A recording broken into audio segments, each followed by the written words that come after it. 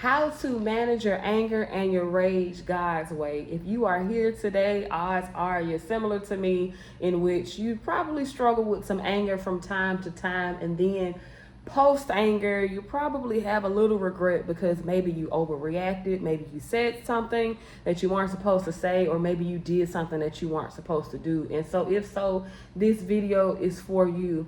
So, the first thing I want to say before we get into managing your anger, I want to point out the fact that anger does not have to be a source of shame. Listen. Just because you're angry doesn't mean you have to feel bad about it, because anger is a normal reaction. Anger is so normal, in fact, that even God was angry in the Bible. Psalms chapter 7 verse 11, the King James Version says, God judges the righteous and God is angry with the wicked every day. Listen, there are examples of God's anger all throughout the Bible, all throughout his word.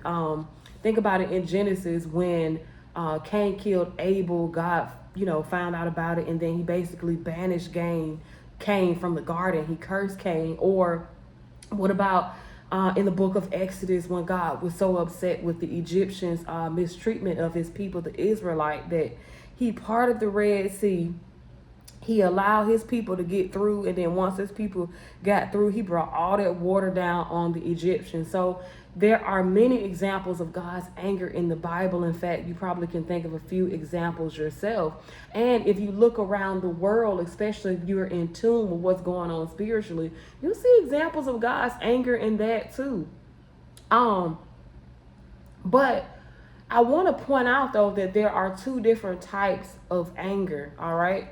So what you see expressed by God in his word is a righteous type of anger. And what I mean by righteous anger is when you are upset because of injustice. Say, for instance, somebody mistreated you and it looks like they've gotten away with it. You have every right to be angry because you realize that this person has sinned against you, or maybe somebody that you love, and they have gotten away with it. Or oppression in general will make you angry. If you read the news a lot and you see all of these stories about people being sex trafficked and things like that, human trafficking, that should make you angry too. These are people who have been kidnapped and taken advantage of. That's what I mean by righteous anger. But then there's also something that's a unrighteous anger. And what I mean by unrighteous anger is a self-focused type of anger, a narcissistic anger. This is the anger that says, okay,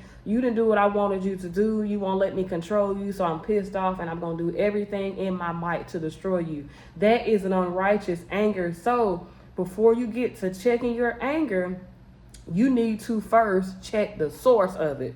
Is your anger righteous? Is it godly? Is it because of oppression? Or is it unrighteous? Are you just mad because, your homegirl got married to your dream guy? Are you mad because, you want somebody else's husband or you want somebody else's wife? Are you mad because they have a new Bentley and you still walking? Is that righteous or unrighteous anger?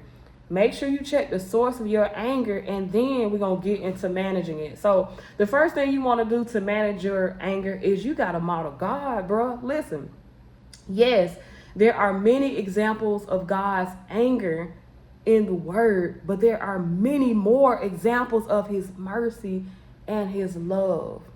It's so many examples.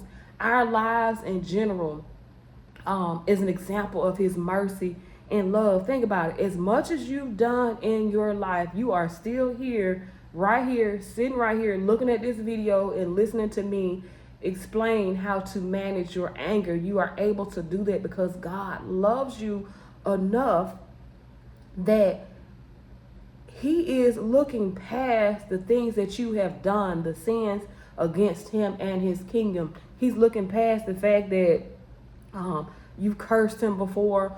Maybe you've said it verbally. Maybe you've even thought it. He's looking past the fact that you've doubted him, that you haven't walked in faith. He's looking past the fact that sometimes you're lazy, you're disobedient, you don't listen.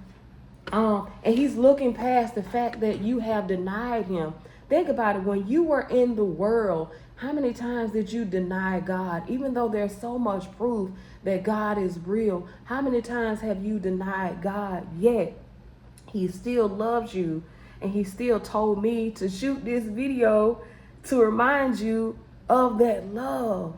You feel me?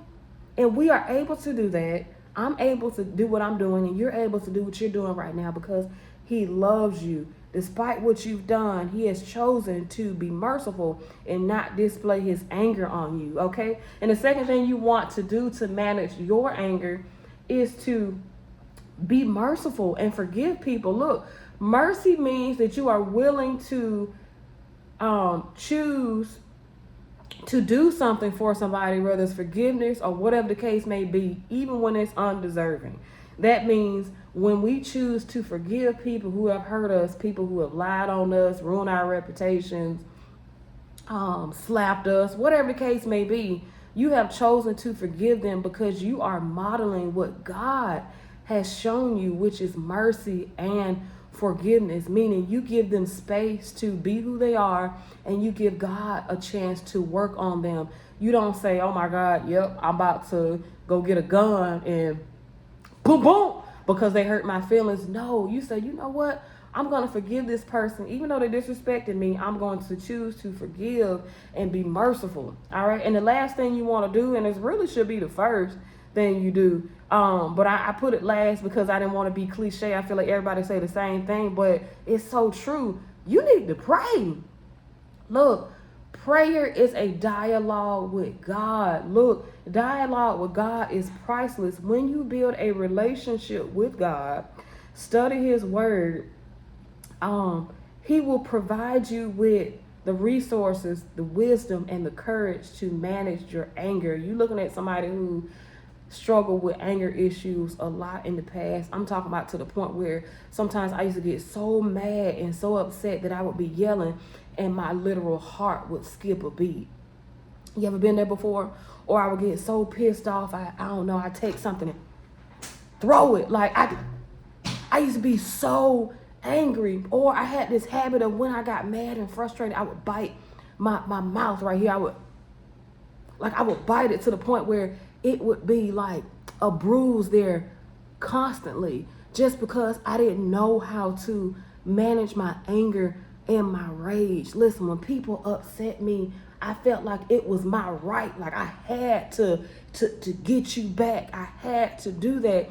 And sure, I struggled with both righteous and unrighteous anger, but I was not handling it properly. I thought that just because I was angry, I had to cuss somebody out, fight somebody, and just try to figure out a way to get you back. But as God has developed me into a woman of God, I started to lean on him and tell him about my anger, even if it's something small. Even if I'm at the store and somebody look at me and give me a little look, y'all probably have experienced that before. Instead of me being angry, I said, you know what, I'm gonna give it to God, but I don't feel shame. I admit, God, hey, I'm angry.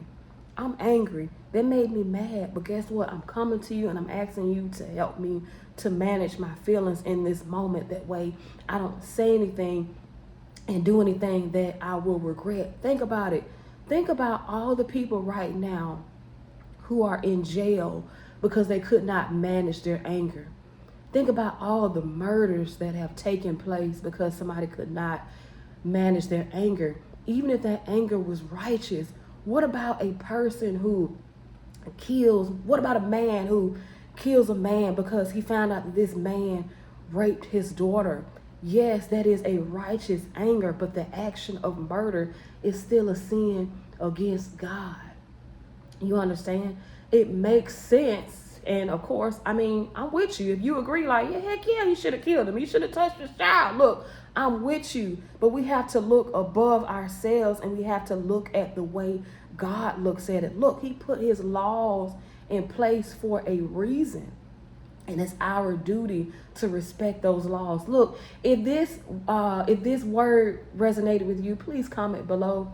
Let me know how you manage your anger. I'm always interested in what you guys have to say. Like this video, share it with those you love, and subscribe to my channel. Also, I placed the link to my book, People Are Evil, in the comment section below. I'm sorry, in the description box below. Please grab you a copy. I promise you it will be a blessing to you. And guess what? I will see you again soon.